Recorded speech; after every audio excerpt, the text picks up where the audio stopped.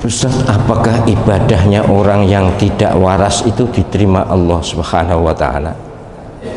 Ingat dulu, ada orang tidak waras tapi justru sering sholat dan ngaji di masjid.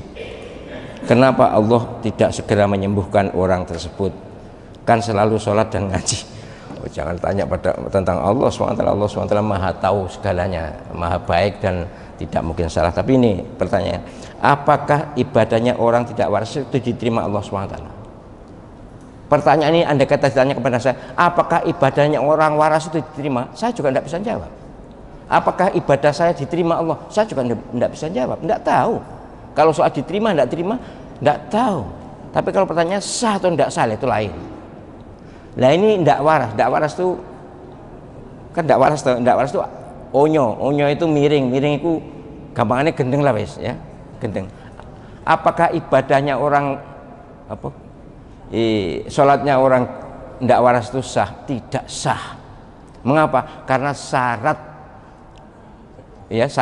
wajib ya adalah harus berakal sehat.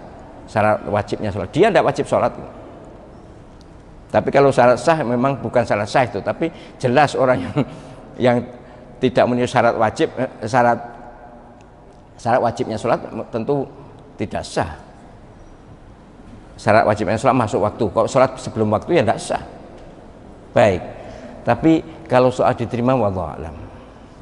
Ngaji apakah berpahala? Enggak. Mereka tidak wajib ngaji. Orang yang tidak waras tidak kena taklif, tidak kena hukum, tidak kena beban hukum. Lah kok ngaji apa dapat pahala?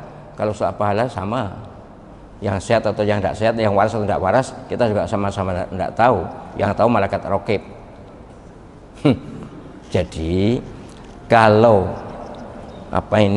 pertanyaannya diterima atau tidak, saya tidak tahu. Kalau sah atau tidak sah.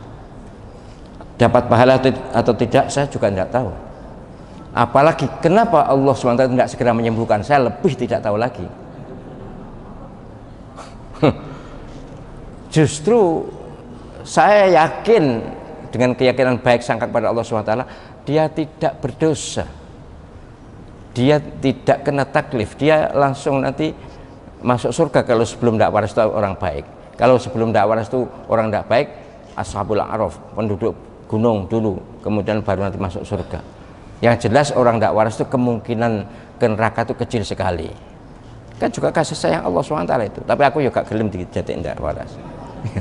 Tapi ini pertanyaannya loh, kenapa tidak disembuhkan? Allah SWT maha bijak, maha tahu. Kenapa sembuh, kenapa tidak, itu Allah SWT yang tahu. Kita tidak usah ikut memikirkan itu ya. Padahal dia sholat dan ngaji, oke lah. Sholat dan ngaji dia kan tidak kena hukum, tidak kena taklif.